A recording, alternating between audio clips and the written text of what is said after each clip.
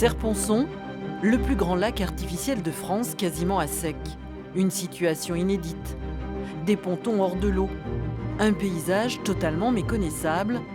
Résultat d'un hiver 2022 sans neige, suivi d'un été caniculaire. L'automne est là et toujours aucune pluie à l'horizon.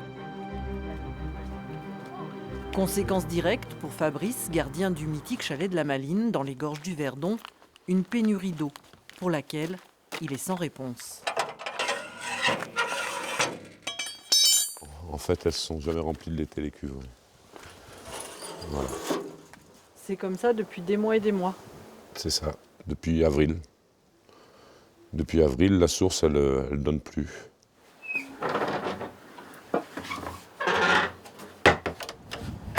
Les réservations déjà enregistrées étaient nombreuses.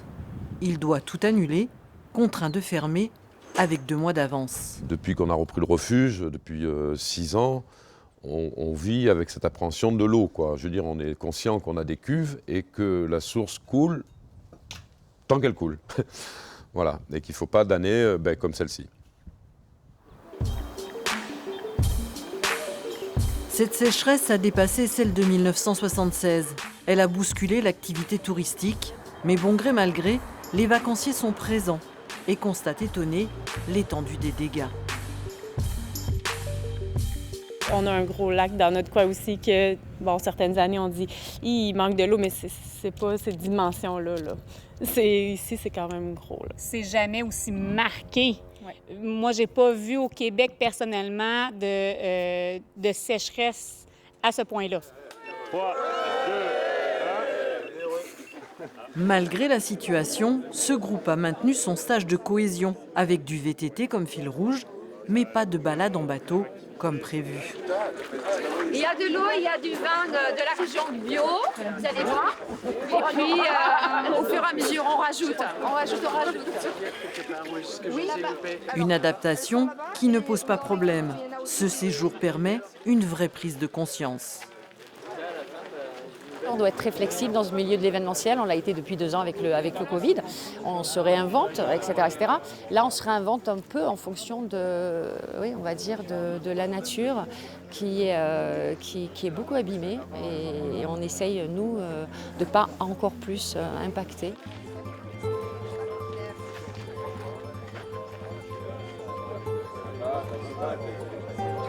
À quelques kilomètres de là, à Éguines dans le Var, encore plus d'inquiétude. La saison estivale a été difficile. Les problématiques d'eau alimentent toutes les conversations. Comment allez-vous ? Ça va bien ? Bien, merci. Voilà. On a vu une différence sur la fréquentation. Oui, une différence de l'ordre de 30% à peu près. C'est ce que disent tous les commerçants qui sont dans le village et encore plus pour les gens qui travaillent au bord de l'eau. Le tourisme représente 80% de l'activité du village. Un secteur jugé non prioritaire pour le partage de l'eau.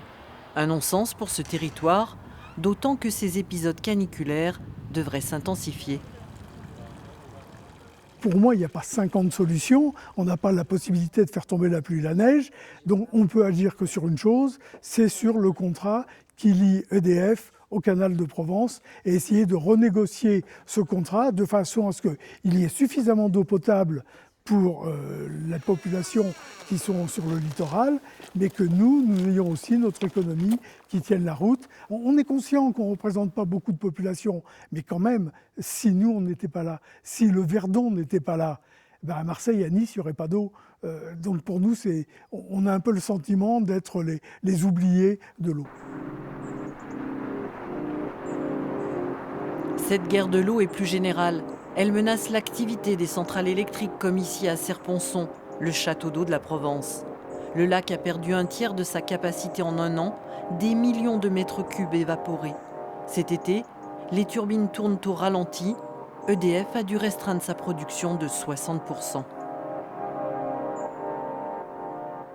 On voit le lac de Serre-Ponçon qui, à cette période, est environ 10 mètres plus haut normalement. Mais on voit que les ressources qui sont présentes derrière le barrage de Serre-Ponçon peuvent continuer à alimenter le canal EDF qui, sur 250 km à l'aval, va sécuriser l'ensemble des usages d'alimentation en eau. Une bonne nouvelle pour les 3,5 millions de personnes qui dépendent de ces stocks, d'autant que la consommation d'eau ne cesse d'augmenter et que dans le même temps, 2022 est l'année la plus sèche depuis la création du barrage en 1955.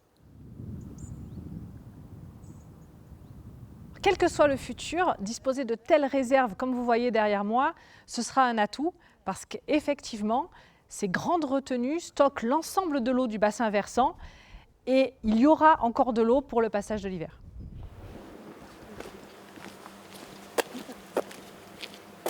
L'enjeu est de taille. Éviter une potentielle crise énergétique. La production est lancée. Elle va monter en puissance au cours de l'hiver. La chaîne du Rance-Verdon, c'est 2000 MW en quelques minutes, l'équivalent de 2 centrales nucléaires. Impossible de s'en passer. EDF l'affirme, malgré le manque d'eau, la Provence pourra compter sur ses barrages. Depuis le début de l'année, nous avons eu une gestion très prudente pour assurer un remplissage cet été des retenues, pour pouvoir quand même assurer une saison touristique, pour que les agriculteurs puissent continuer à irriguer les cultures et les champs. Et maintenant, l'ensemble des usages ont fait aussi des efforts. Il y a des restrictions qui ont été prises par les agriculteurs pour préserver, économiser la ressource, pour qu'elle soit disponible pour l'énergie pour cet hiver. L'agriculture, le plus grand utilisateur d'eau de PACA.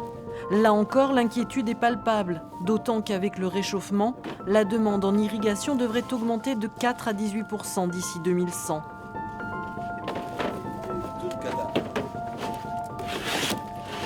Pour ce producteur de salade, pas le choix. Il va falloir s'adapter. 10 frisés de plus, ça va. Et il est en train de partir, mais si je les ai d'avance, je les mets, ça va, pas de problème. Dans ce contexte, pas facile d'envisager l'avenir et de deviner de quoi demain sera fait. Cet été en Provence, le climat a été celui du Caire il y a 20 ans. Les agriculteurs pourront-ils toujours produire des salades?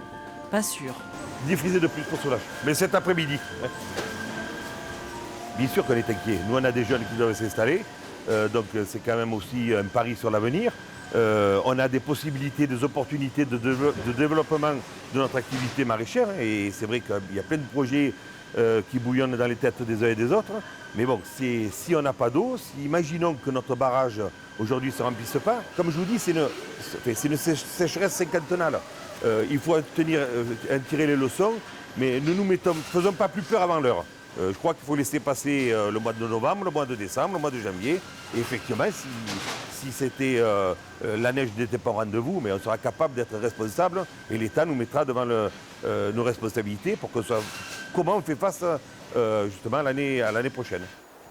Une des solutions pourrait venir du barrage de la Laye, situé en amont. Aujourd'hui, cela semble difficile à imaginer. Il n'a pas plu depuis des mois. L'herbe a poussé dans le lit de la rivière. La région reste en crise et les arrosages interdits. C'est vrai que c'est impressionnant quand on voit le niveau, c'est inquiétant, très inquiétant. D'où le projet d'un évacuateur de crue, un nouvel ouvrage conçu pour stocker plus d'eau.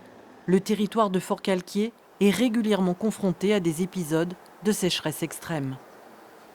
L'objectif de pouvoir remonter le barrage, c'est d'avoir des solutions de stockage d'eau et de pouvoir pallier à des sécheresses telles qu'on a vécues. Quand on pense le volume qu'on peut récupérer, c'est 1 500 000 m3. Et aujourd'hui, c'est ce qui nous manque globalement pour pouvoir distribuer sereinement de l'eau aux agriculteurs qui ont souffert en fin de saison. Et ils ne sont pas les seuls à souffrir. Les niveaux des rivières extrêmement bas sont loin d'être anecdotiques. Nappes phréatiques, systèmes aquatiques sont en tension.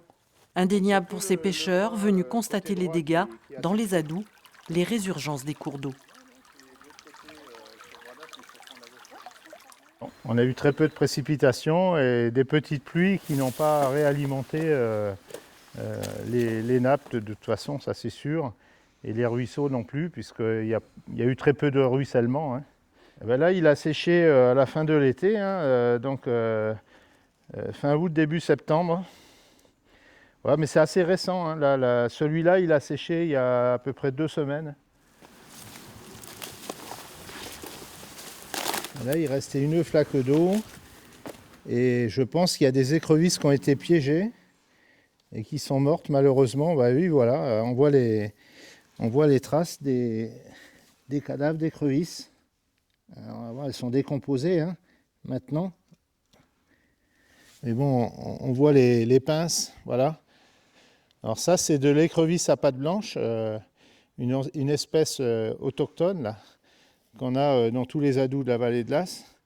Et malheureusement, ben, voilà, on a de la mortalité. Mais là, il y en a pas mal, hein, de cadavres. On voit que ouais, il y a eu de la casse, malheureusement. Faire une pêche de sauvetage. Pour ces professionnels, il faut sensibiliser la population à cet appauvrissement du milieu vivant. Qui ont complètement séché. Donc là, il doit y avoir encore des écrevisses, peut-être quelques truites aussi. Les conséquences, ça va aggraver le phénomène qu'on connaît malheureusement cette année et on risque d'avoir des espèces qui disparaissent complètement, quoi. C'est ça qu'on aimerait éviter, mais bon, après, on ne maîtrise pas la nature, quoi. Ça commence donc par les écrevisses, puis bon, il y a les truites aussi en même temps, et puis après, il y a tout un milieu aussi. Il y a des grenouilles, il y a des salamandres, enfin, c'est tout le milieu aquatique qui est perturbé du fait de ce réchauffement climatique qu'on ne peut plus nier. L'eau reste notre bien le plus précieux. Allons-nous rester les mains dans les poches ? Attendre la multiplication des conflits d'usage entre professionnels du tourisme, agriculteurs, consommateurs. Pour les responsables du parc du Verdon, la réponse doit être collective. Les problèmes ne se régleront pas si on reste chacun dans son coin à défendre son enjeu et ses usages. Il faut vraiment arriver à échanger, à se mettre tous autour de la table et à trouver des solutions communes ensemble, quoi. Et ensemble, et pas uniquement au niveau du territoire du Verdon, c'est vraiment pratiquement à l'échelle régionale qu'il faut arriver à se mettre d'accord et à trouver des solutions. Moi, je pense qu'on a la capacité et les moyens actuels et à venir d'avoir une vision plus raisonnée, hein, de notre vie. Moins consommer sur nos déplacements, réguler notre chauffage, réguler notre utilisation de l'eau, éviter les gaspillages tout simplement, hein. C'est déjà un premier pas. Si on arrivait à maîtriser 10 à 20% de notre consommation, je pense qu'on aurait une capacité à envisager l'avenir avec plus de sérénité. Quel que soit là où les réponses, il faut agir vite, sous peine de voir ces paysages asséchés devenir la norme.